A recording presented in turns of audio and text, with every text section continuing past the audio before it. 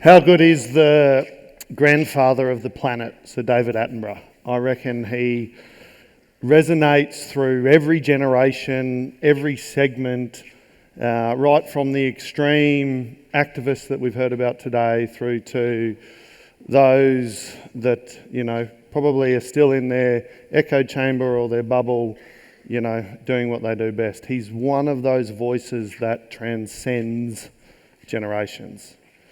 Now, that video, I intentionally put it up there because that juxtaposition is what we're dealing with. That is how consumers see us. Some see us as pretty, green, beautiful.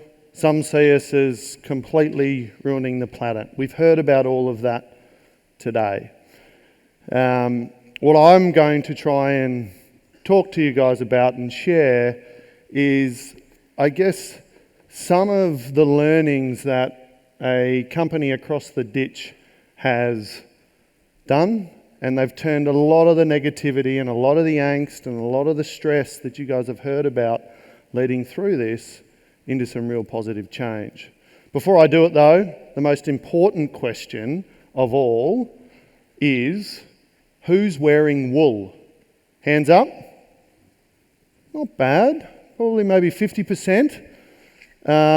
Those not wearing wool, shame on you. I'll tell you a funny story, and it's an important one because as consumers, we all have a different perspective of what we are purchasing. Different drivers, different motivators, and we need to be aware of them, and I'll talk about it in a minute. So I've moved over to Christchurch 12 months ago and dragged my family in tow. And the first weekend of rugby, my son's rugby, it was about -10. Well, I felt -10, it was probably about -2 in Christchurch. And I was standing on the footy field, and my son comes up to me and says, "Dad, I can't feel my fingers." So it was cold. And I am, probably being that whinging Aussie going, "Oh yeah, it is cold. It's just the wind cuts you." For those Kiwis in the room, they know it, and those that have visited. And what do you do when you don't know anybody? You walk up to them, because, we don't know anyone, and all we want to do is make some friends, right? So best way to make some new friends is through the kids. Thank you. Talking to the parents, you start talking about the weather. So here I am, before I've started,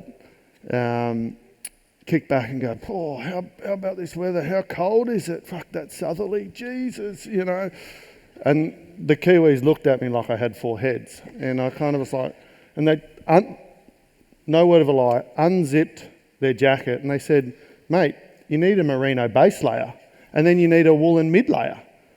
And I was like, of course, right? Here I am. And then they quickly turn and they say, "So why'd you move to Christchurch?" "Oh, I work for a wool company." Not awkward at all. But I share that story for a really important point, and it's something that I think all the speakers have spoken to, is that, I grew up on a farm in northern New South Wales. We had sheep up until I was about 12, and I wore the itchy school jumpers, right, which we've all worn. I wore the itchy woolen socks and blazers, and then progressed and, moved out of home and got married, and we were living in the northern beaches of Sydney.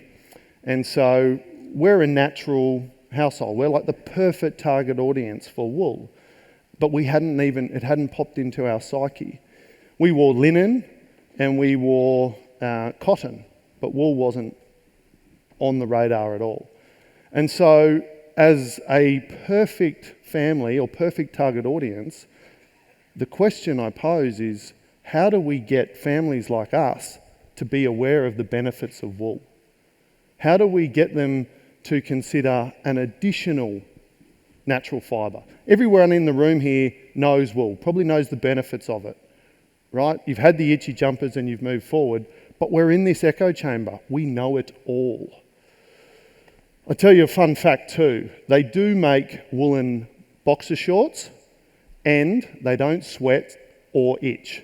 for the gentlemen. So make sure you go and buy a pair of woolen boxer shorts.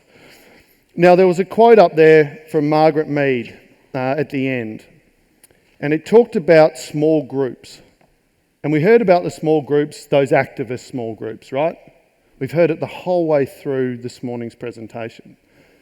But for me, I reckon one of the best small groups of thoughtful, committed citizens changing the world are you guys. Seriously. Farmers, people who work in the agriculture industry. Now, some of you are going to say, oh, it's just in our DNA. Oh, I've been doing it for generations. Farmers are so humble, right, which is such an amazing attribute.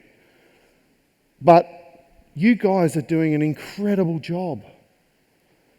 And what makes it so different is that the farmers that are leading or considering what's outside the front gate are those that have changed their mindset. Because to me, what you guys are doing is actually about how you approach change. You've got a choice. And now that to me is quite a simple choice. Do you lead change and embrace it against all of the negativity, against all the odds, whatever you want to talk about? Do you lead? Are you curious? Are you engaging? Are you willing to take risks? Step outside that silo or that echo chamber? Or are we going to follow? That's the question we need to ask ourselves. Now, that's pretty much a choice that a group of farmers from across the ditch made 27 years ago. They unified together a group of merino growers and decided to do it differently. Essentially, instead of being change takers, they shifted to being change makers. Now, as I said, I've only been in the job for 12 months. I've still got a lot to learn. Most important learning, which didn't need a slide, is that there's no foxes in New Zealand. Heads up. I was on my first farm tour, leaning in the cab to one of the New Zealand growers going, oh shit, there goes a fox. He quickly leant forward and said, mate, that's a hare. So that's a good start. But there are 3 learnings here that I wanted to share, because I think what the growers of NZ, of ZQ Merino did is pretty incredible. The first learning, and to me the most important learning, is that it has nothing to do with us, right? You're not the customer. You're not the consumer audience that we want to be talking to. You already believe in it. I'm not it. You and I work in the industry 12 hours a day, not 8, but 12, 7 days a week, not 5, but 7, 365 days of the year. And unfortunately, when you work in a business like that, any business, not just ours, you lose complete perspective of what's happening outside the front gate. So when you look at a woolen jumper or some lamb racks on the plate, you see something completely differently to what the average consumer sees, because you know what's gone into it. The blood, the sweat, the tears, the ups, the downs, everything. A consumer doesn't see any of that, right? But as an industry and as individuals, the thing we need to do is do an 180-degree turn. We need to understand what we mean to people. That's the question we need to be asking. And so from a consumer perspective, what are they saying? So the consumer is proactive, informed, eco-conscious. This segment is growing rapidly and filtering across many, many other segments. Why do we care so much about consumers? Well, they are the engine of the global economy. Let's look at what happened post-COVID. Many economies are in recession or facing recessionary concerns simply because consumers put their checkbook away, put their wallet back in their pocket. So their evolving attitudes towards environmental sustainability is sending a pretty clear message. And we need to, as an industry, stand up and start listening. What are they saying exactly? So, 71% of global consumers considered environmental sustainability more important or as important as last year. 64% of consumers rank sustainability in their top 3 value drivers for purchase. It's just snuck in, the first time that it has in many countries. Still not the number one, value most definite, or price is. However, what this is indicating is that sustainability, or whatever the terminology is for that market, is transitioning from a nice to have, right, or to actually table stakes and expectation in both food and fibre. Affordability and high price perception is still our biggest obstacle though, without a doubt. Yet despite the affordability challenge, there's been a slight shift in willingness to pay, which is a good thing. 54% of consumers are saying that they are willing to pay a premium for sustainable products and services. Now the question is, in this current climate, are they going to? Probably not. But will they into the future? Absolutely. As we've just seen, consumers are ready to embrace sustainability. They're there, whether we like it or not. In some way, shape or form, they are considering how their purchasing impacts the planet, or the environment, or society. But businesses need to meet them halfway. Now, we supply over 120 brands, and every one of those brands is considering their environmental impact. But brands are not only having to face the changes in consumer preferences, they've got to deal with regulation. Over the next 2 to 3 years, there are about 35 different points of legislation which to be rolled out, which are going to impact apparel and fashion brands. Now, we talk regulation on farm, which we've talked a little bit about this morning, and the negative impacts of it. But further down the supply chain, at the consumer perspective, it's actually creating amazing opportunities for us.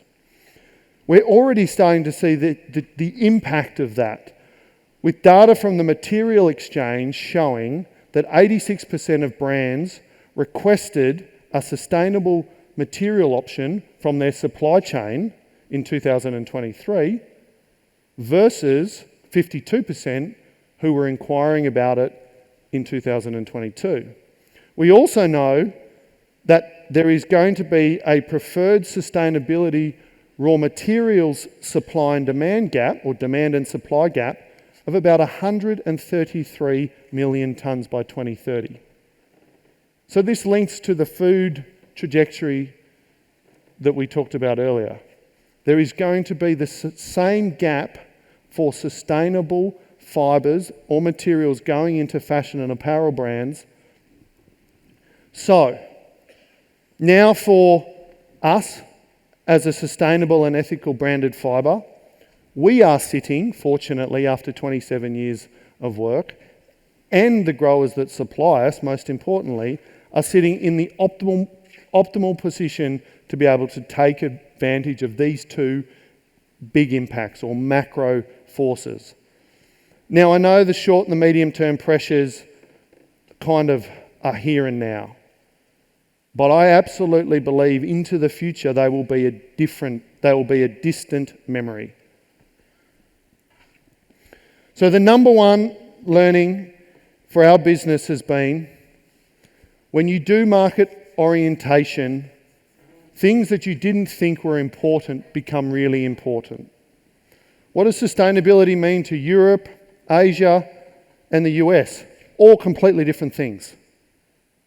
Regenerative in the US is huge. You speak regenerative in Europe, their eyes roll. You talk about regenerative or sustainability in Asia, they don't know what you're talking about. But you talk about personal well-being and the impact on me, boom, I'll write a check. Talk about carbon in the EU, they're all over it. So our biggest job as a promoter of your product, or your biggest job as a promoter of your product and industry is one word, and that is salience.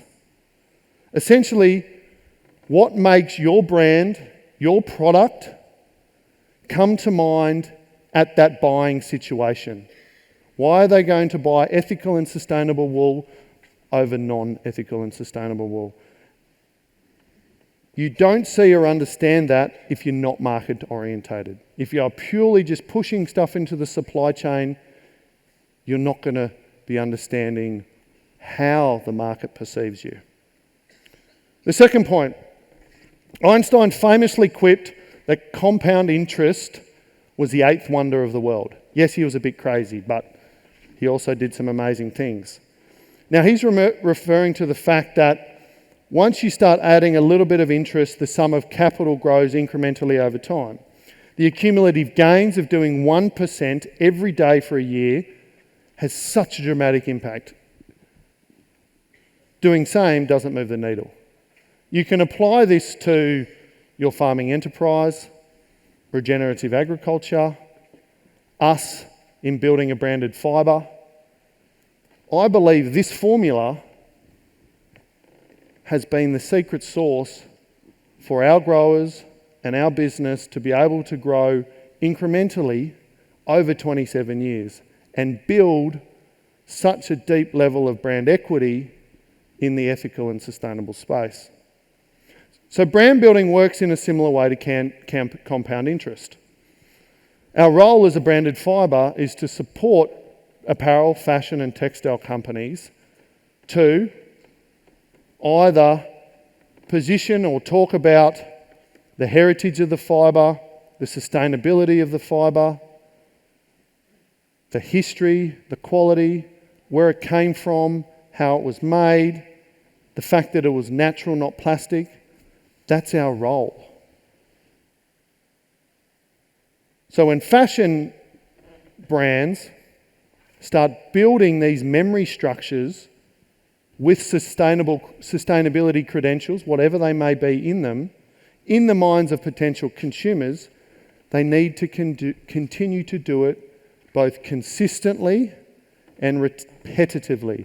Because if you're a one-trick pony and you jump in and you start talking about how green we are and we're purchasing from these farms and we're regenerative, the fact that you're a one-trick pony or you do it once off doesn't resonate at all. Doesn't build that compound interest.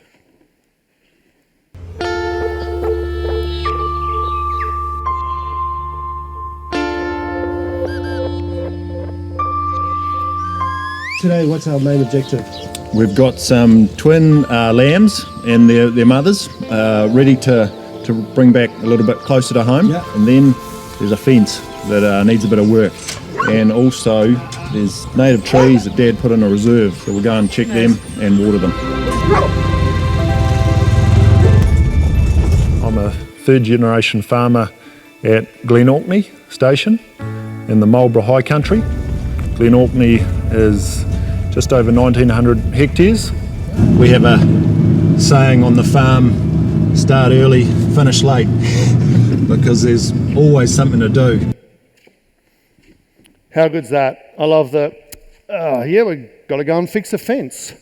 Now, that's a 40-second clip of about a 6-minute video, a collaboration that ZQ Branded Fibre did with Globetrotter. Globetrotter's the largest independent retailer in Europe for active outdoor wear, and Icebreaker, a long-term brand partner of ours. Now, creativity, this is one element of it, is to brand building as to what interest rates is to compound interest. Creativity is a multiplier that adds impact and it precedes everything.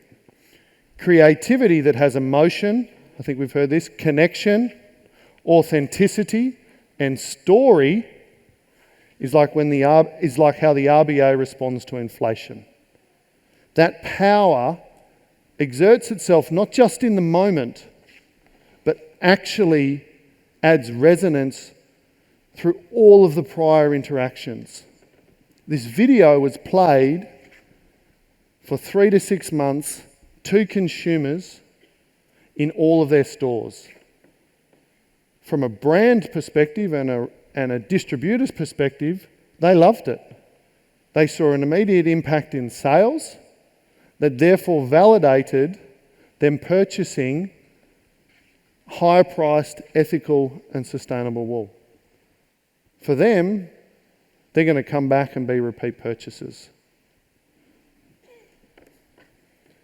Now, what's important is that, yes, the fibre, the wool aspect was incredibly important. The quality of it, how it moved through the supply chain, how it performed in the garment.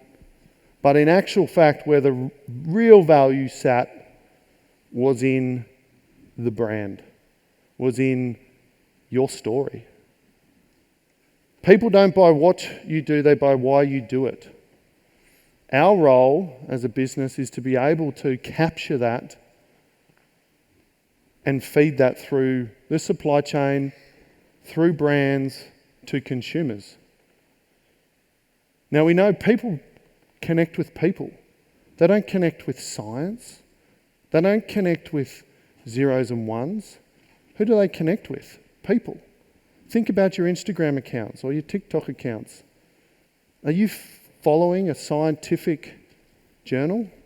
No, you're following thought leaders, sports stars, influencers. The brands themselves, the companies themselves, are they putting up their logo? No, they're putting people up to talk about the company. People engage with people. Our greatest asset is your story. Now, the third learning. I've just shared that in the world of marketing, a lot of it boils down to branding and building that equity out. Our brains are wired to learn from our surroundings and to categorise items that are either positive or negative. Now that's a trait that's evolved over time. Essentially, we make decisions on what to trust or not what to trust, or to not trust. We heard from Claire how important trust is. It's essentially the theory of cognitive processing put forward in a book by, what's his name? Daniel Kahneman. Thinking fast and slow. Essentially, you've got systems one thinking, which is fast, automatic, gut intuition, and judgments are based on prior patterns and experiences. Systems two is that slow, deliberate, kind of requiring more effort. So from a fashion and apparel brand perspective, they're working overtime to build trust. You can do that from the brand equity piece, from the story piece.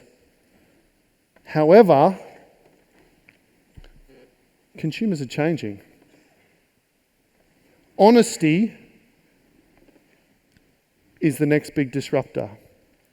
You have, what have we got? Millennials love brands with purpose. But the next generation want the data. They want the evidence. They want it because they've grown up in a world of fake news, greenwashing, green wishing, green hushing. They don't know what is real now. Not only is that generation seeking a deeper level of trust with companies, but it is filtering through all of the prior generations. It's an interesting one, and I find fascinating coming from a tech background. It's kind of like mobile phone adoption, right? You had that phase where the older generation were like, nah, that's for the grandkids. I don't know how to use a mobile phone. I still like the old dial-up on the kitchen bench. 3 or 4 years later, every generation had a mobile phone of some sort. Yes, they used it differently, but they all had a mobile phone of some sort. I believe the demand for evidence and data is heading that way as well. Some of the facts around greenwashing and green wishing are pretty astounding. Brands are now understanding how important it is to get it right. Because if they don't, they'll lose trust. And trust is one of the anchors for customer loyalty. 60% of consumers are most sceptical of environmental claims made by meat or meat product industries. Not much better for the fashion industry. 56% of consumers believe that the fashion industry is the worst offender when it comes to greenwashing. 41% of consumers have actively boycotted a company due to greenwashing, even just the suspicion of it. Here's the kicker. 78% of consumers said they would stop buying a brand if they found it to be greenwashing. Scary, hey? Really scary. But how do we overcome this? Because there's an opportunity here. We farm at Glenbourne. We farm here with my wife Cheryl and our two children, Maddie and Zach. Once you understand the environment that you're in and the challenges that it throws at you, you just learn to adapt and mould with it and run with it really. Don't be reactive, be proactive I suppose. We're farming the soil. Everything else that we do is just a byproduct of what starts down below the ground. So the spade comes with me everywhere I go and we just dig holes and sniff soil, which might make me look a bit crazy, but when you see the outcomes of what you've achieved, I don't know, there's no words that can describe what you feel. You just take so much pride out of it I suppose, and it's a really good place to be.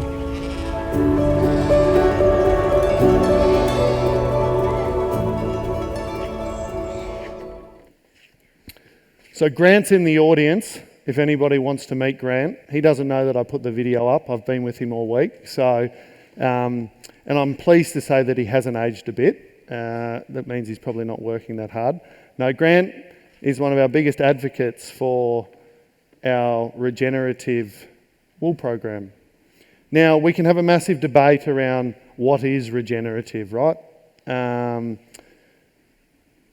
you can get stuck in that kind of down that rabbit burrow that I think is just a complete waste of time, right? Because at the end of the day, we know that consumers' brains program to think quickly from prior experience and gut feel. So how do we create those moments where they intuitively feel comfortable about purchasing or buying the stuff that we are offering? We know that trust takes decades to build and minutes to lose. We know that consumers across multiple different generations are now seeking proof of brands, not just their purpose. So from our perspective, whatever the label, you need robust, transparent data and substance that is not just zeros and ones. Zeros and ones is not engaging, and it doesn't tell you what you need to know. What you need is to be able to showcase the impact through distinctive and informative means. With, in brackets, big bold brackets, that meet the regulation that's coming at us full throttle, because it is. Now, an integrity standard of some sort gets you in the door. It's extremely important. For the markets that we operate in, it's a market access hurdle. For multiple markets, they will not consider mulesing, pain relief. Some of them, we require carbon baselining. So to get into these high value markets, we need to have the data. Importantly, yes, there's a cost, and we talked about it, but there's also a value. And we're able to support our growers to generate and access that value. Importantly though, all of that gets us in the door, but it doesn't deliver the value right at the end. We need to bring the story, which I talked about earlier, and the substance together. That's the secret sauce. So in summary, never assume you know what your customer is thinking. Your story represents untapped intangible value. And it's up to you to be able to access it and tell it. Don't let anybody else do that. Work with the companies that are buying your wool, your meat. Push your story through to the consumer. Or do it yourself. Tell those stories. Most importantly, linking to number one, get outside the bubble. Get outside your silo. Do some market orientation. Secondly, turn your data into differentiators that connect instantly. Data's just data, right? No one engages with zeros and ones.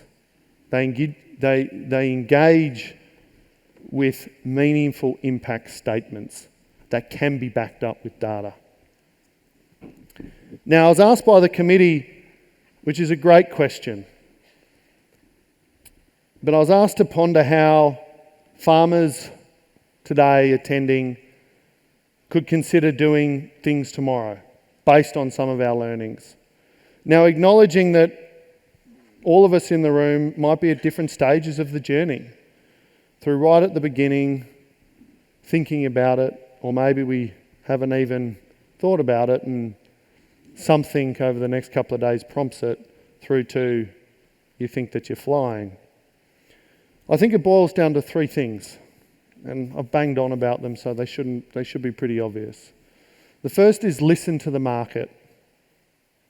Claire said it, get outside the chamber, the echo chamber, and start doing some market orientation, engaging with the consumers and understanding how they feel about you and your products. You'll be amazed at what you hear. The second, everyone has a story to tell. Find out what yours is, then find out a way to tell it. Thirdly, start measuring. Fear of fact, that feeling of, I don't want to measure because maybe I'll find out stuff that I don't want to know, or shit, it costs time, energy and money. But if you don't know, you don't know. So start measuring, because from my perspective and ours as a business, fear of facts supports greenwashing. Ambiguous data supports greenwashing, which is detrimental to all the work that we're trying to do here. It feeds on that tiny group called activists. We're a tiny group of growers and farmers and agribusiness. Let's do it properly, because doing it poorly is fast becoming a big market access barrier. Rounding it up and coming back to that question, I propose this to you. Are we going to lead or are we going to follow? Because leadership is a choice, not a right. It is a mindset to look after those around us. That's what we do as farmers. We do it every day. We can now do it beyond the farm gate, all the way up the supply chain, and broader than that. From a leadership perspective, what does that look like? It looks very similar to telling your story and measuring your data and your substance. Be authentic. Show vulnerability. Tell stories. And seek connection. Stuff you guys do every day. Let's just do it outside the echo chamber, because there is value. There is dollars and cents if you do it properly. We've seen it. We've seen it over 27 years. The proof is in the pudding. Come and talk to the 12 growers that have been on a tour visiting our Australian ZQ farms, sharing their knowledge. All of our ZQ growers do this. They're authentic, they're vulnerable, They share their stories with us to be able to share through the supply chain and to brands, and they seek connection. Thank you. I'll leave it there. It's been an absolute honour. Hope you have a fantastic couple of days.